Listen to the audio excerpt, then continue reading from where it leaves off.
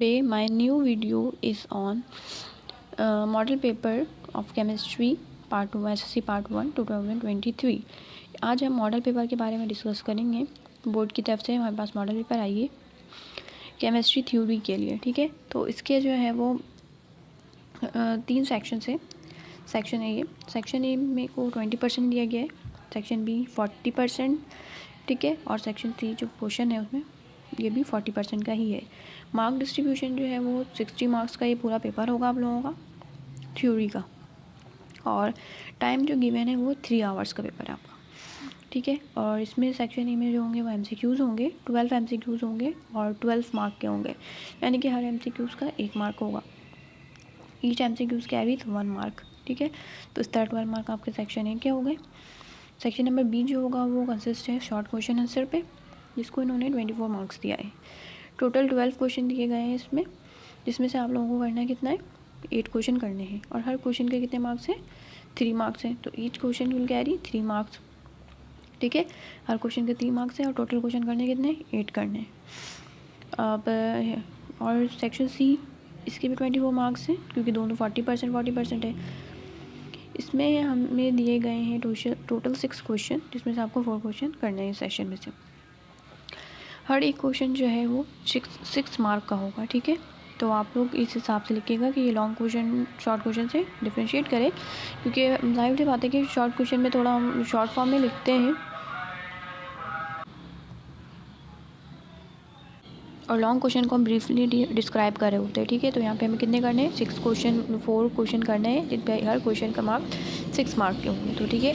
तो इस हिसाब से मार्क डिस्ट्रीब्यूशन क्या हो गई, 24 मार्क्स का ये क्वेश्चन है। अब मैंने कुछ न्यूमेरिकल्स इसमें आए हुए हैं शॉर्ट क्वेश्चन में, उसके सॉल्यूशन आगे दे रही हूँ, आप लोगों को समझाऊँगी भी, होप आप लोग समझेंगे।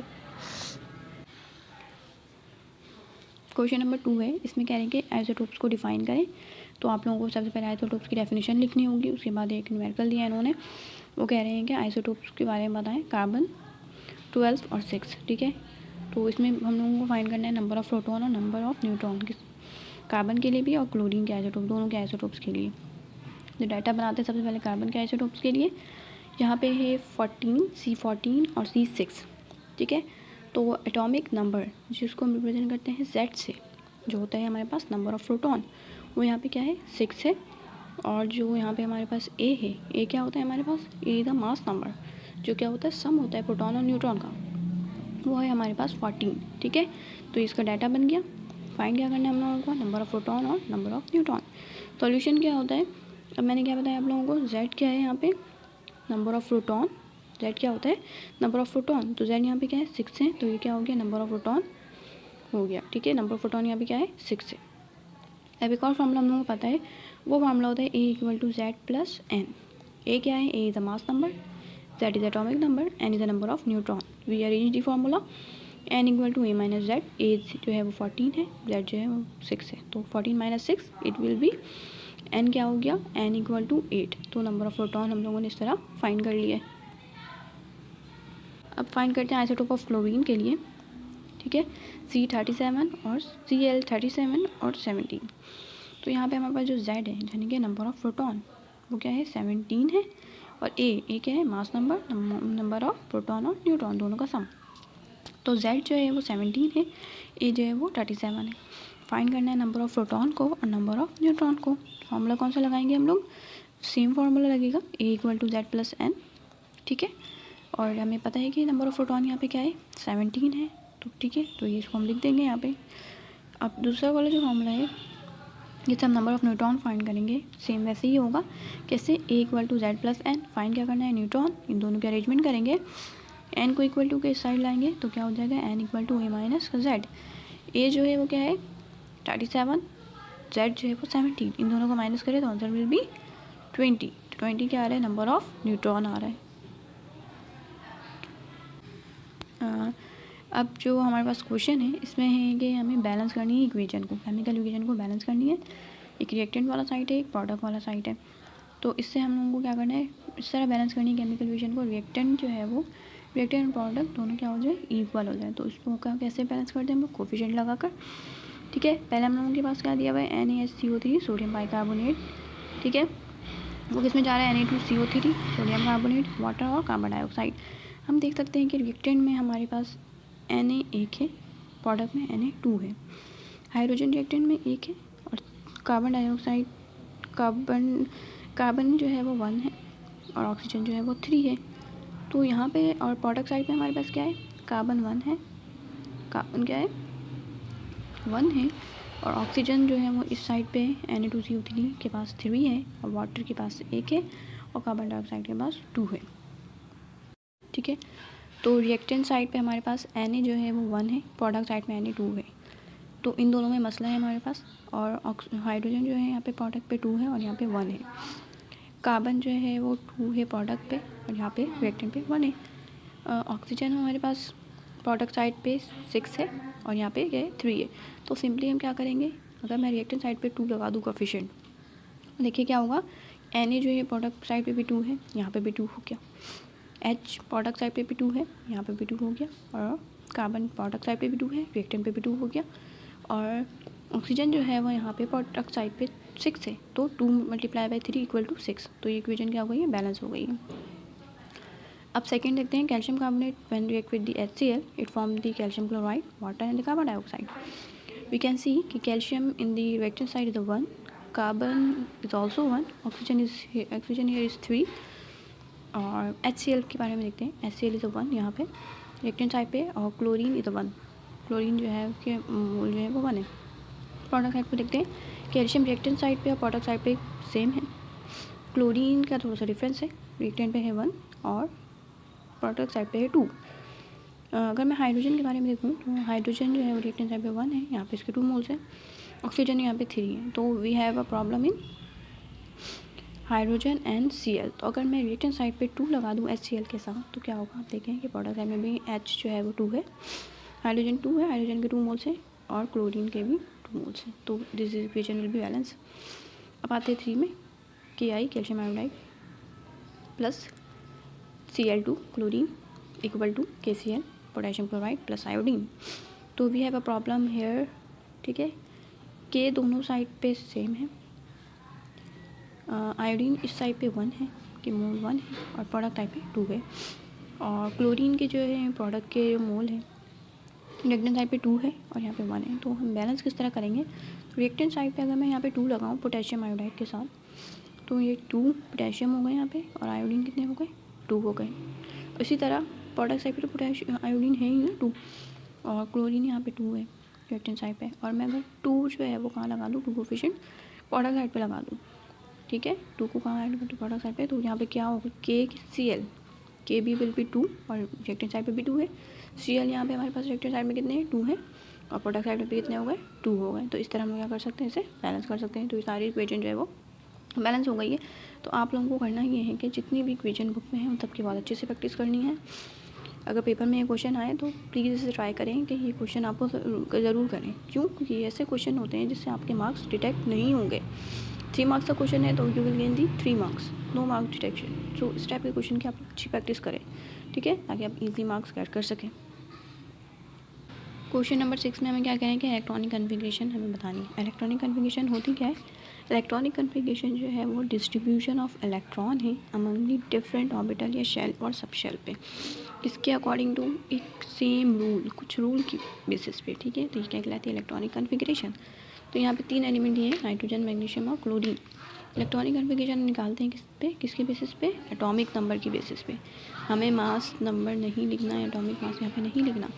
हम किस बेसिस पे इलेक्ट्रॉनिक कन्फिगरेशन लिखते हैं, on the basis of atomic number. तो नाइट्रोजन इलेक्ट्रॉन्स को सब शेल में फिल करते हैं on the basis of atomic number के बेसिस पे। ठीक है, क्यों, क्योंकि इलेक्ट्रॉनिक कन्फिगरेशन जो है वो डिपेंड करती है किसमें, एटॉमिक नंबर पे, नहीं कि एटॉमिक मास नंबर पे। ठीक है, तो नंबर ऑफ इलेक्ट्रॉन जो होंगे फिल होंगे किस तरह, एटॉमिक नंबर के बेसिस पे। फर्स्ट जो है वो नाइट्रोजन है, नाइट्रोजन का एटॉमिक नंबर होता है 7।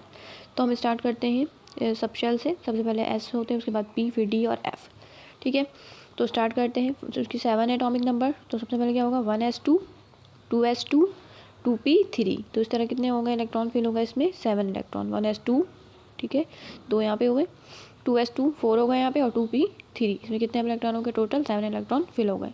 मैग्नीशियम के लिए 12 एटॉमिक नंबर है, इसको फिल करेंगे कैसे, इतना फिल करना है कि इन सब शेल में जो है वो 12 इलेक्ट्रॉन फिल हो जाए सीक्वेंस वाइज SPDF पे। तो इसकी इलेक्ट्रॉनिक कन्फिगरेशन होगी 1s2 2s2 2p6 और 3s2। इस तरह कितने हो गए, 12 इलेक्ट्रॉन फिल हो गए। अब क्लोरीन है, क्लोरीन का एटॉमिक नंबर होता है 17।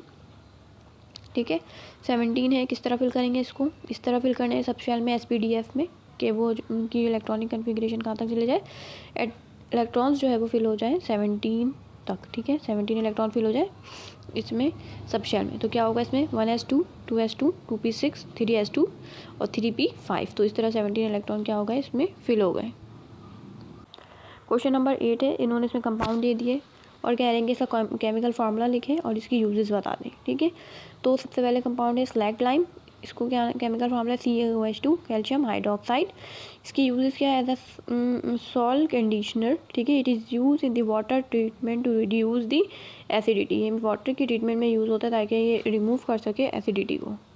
इसके अलावा ये जो है वो स्टील इंडस्ट्री में भी यूज़ होता है ताकि हम रिमूव कर सकें इम्प्योरिटीज़ को फ्रॉम दी आयरन ओर से। सेकेंड एग्जाम्पल ली गई है लाइमस्टोन की।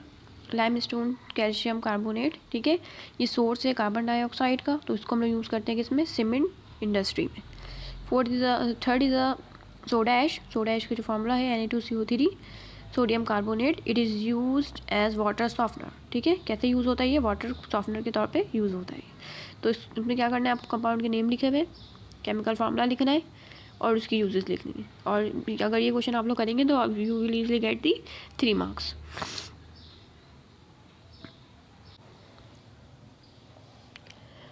क्वेश्चन नंबर 7 क्या है, इसमें कह रहे हैं कि 600 ml sample of a gas is heated. ठीक है, from 27 degree centigrade to 77 degree centigrade the constant pressure, what is it final volume. ठीक है, तो क्या क्या चीज़ें गिवन है इसमें, सबसे पहले वॉल्यूम गिवन है जो कितना है 600 ml। 600 ml वॉल्यूम गिवन है। उसको गैस को, सैम्पल ऑफ गैस को हम हीटेड करें कहाँ से, 27 डिग्री सेंटीग्रेड से 77 डिग्री सेंटीग्रेड। तो 27 जो होगा वो T1 होगा और 77 जो होगा वो T2 होगा। और क्या लिखा हुआ है कि प्रेशर यहाँ पे कांस्टेंट है। तो यहाँ पे कौन सा लॉ लगेगा, जब बात हो रही हो वॉल्यूम की और टेम्परेचर की एट अ कांस्टेंट प्रेशर, तो here we will apply the Charles law. ठीक है, और टू फाइंड क्या करना है यहाँ पे, फाइनल वॉल्यूम यानी कि V2 फाइंड करना है। ठीक है, इसके लिए फार्मूला कौन सा लगेगा, अकॉर्डिंग टू चार्ल्स लॉ हम लोगों को पता है कि वॉल्यूम जो होता है वो डायरेक्टली प्रोपोर्शनल होता है टेम्परेचर के एट अ कांस्टेंट प्रेशर। ठीक है, तो यहाँ पे दो वॉल्यूम की बात हो रही है, V1 और V2 फाइंड करना है, T1 और T2। तो कौन सा फार्मूला लगाएंगे, V1 over T1 equal to V2 over T2। We will arrange formula को अरेंज करना है। ठीक है, V2 जो है वो इक्वल टू के इस साइड है, T2 जो है वो V2 के साथ डिवाइड हो रहा है, इक्वल टू के साइड जाके क्या हो जाएगा, V1 के साथ मल्टीप्लाई और divide by T1 as it is ऐसे ही रहेगा। We will put the values को पुट करें और answer will be 700 ml। This will be the final volume V2। Question number 5 है, design the primary and the confirmative test for the qualitative analysis of zinc cation. ठीक है, तो इसकी primary test क्या होगा, एक्सपेरिमेंट सॉल्ट सोल्यूशन लेंगे और उसमें क्या डालेंगे हम लोग, NH4OH सोल्यूशन, अमोनियम हाइड्रोक्साइड का सोल्यूशन उसमें डालेंगे। तो हम ऑब्जर्व करेंगे यहाँ पे वाइट पीपीटी अगर आएगी तो उसका क्या मतलब हुआ, यहाँ पे जिंक प्रेजेंट है। ठीक है, तो इससे क्या पता चला कि हमें यहाँ पे जिंक प्रेजेंट है। अब हमें चाहिए कंफर्मेटिव टेस्ट ताकि जिंक कंफर्म हो जाए यहाँ पे जिंक प्रेजेंट है। तो एक्सपेरिमेंट क्या करना है इसके लिए, वाइट पीपीटी जो मिली है हमें उसमें क्या डालेंगे, एक्सिस डालना है, एक्सिस ऑफ अमोनियम हाइड्रोक्साइड। अगर हम अमोनियम हाइड्रोक्साइड नहीं है NaOH का सोल्यूशन भी डाल सकते हैं, कास्टिक सोडा का सोल्यूशन हो गया, या तो फिर NaOH को बोलते हैं सोडियम हाइड्रोक्साइड, इन दोनों का सोल्यूशन डाल सकते हैं हम लोग, या NaOH ले लें या तो फिर NH4OH ले लें। ठीक है, तो इससे ये होगा कि वाइट पीपीटी जो होगी वो डिज़ोल्व हो जाएगी। ऑब्जर्व क्या करेंगे हम कि वाइट पीपीटी डिज़ोल्व हो जाएगी और एक क्लियर सॉल्यूशन बनेगा। ठीक है, जो इंडिकेट करेगा कि जिंक जो है वो प्रेजेंट है। अब हमारे पास जो क्वेश्चन नंबर 12 है उसमें क्या करेंगे, calculate the number of moles and the number of molecule present in the 20 gram of NaOH। ठीक है, तो सबसे पहले हम क्या लेंगे, यहाँ पे हमारे पास गिवन मास क्या है 20 ग्राम NaOH का। मोलर मास निकालेंगे NaOH का किस तरह, Na का जो है एटॉमिक मास होता है 23, 16 जो है वो ऑक्सीजन के लिए और 1 जो है वो हाइड्रोजन के लिए। इन सबको समअप करेंगे तो 40 जो है वो क्या आ रहा है, 40 ग्राम मोलर मास हो रहा है। मोलर मास जो होते हैं उसको हम एक्सप्रेस करते हैं ग्राम में। ठीक है। इसी तरह अगर मॉलिक्यूलर मास आ गया तो उसको AMU में, तो इसका भी ख्याल रखिएगा। एवोगाड्रो नंबर क्या होता है? 6.02 × 10⁻³ मॉलिक्यूल्स, ठीक है। यहाँ पे हमें फाइंड क्या करना है कि नंबर ऑफ मोल फाइंड करना है और नंबर ऑफ मॉलिक्यूल फाइंड करना है, ठीक है। AB का नाम दे दिया है। अब इसको सॉल्व करते हैं। फार्मूला कौन से लगाएंगे हम लोग? हमें पता है कि नंबर ऑफ मोल किसके बराबर होता है? Given mass divide by molar mass. Given mass क्या है यहाँ पे? 20 है और मोलर मास क्या है? 40 है। इन दोनों को डिवाइड कर देंगे, answer will be 0.5 mole. Second में हमें क्या फाइंड करना था? Number of molecule.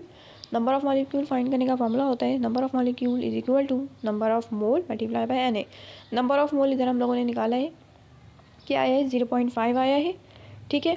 अगर नंबर ऑफ मोल गिवन नहीं होता तो किस तरह निकालते हैं? यही नंबर ऑफ मोल वाला फार्मूला लगाकर given mass divide by molar mass निकाल कर। लेकिन यहाँ पे हम लोगों ने पहले ही फाइंड कर लिया तो we will directly put the mole, ठीक है। नंबर ऑफ मोल जो क्या है? 0.5।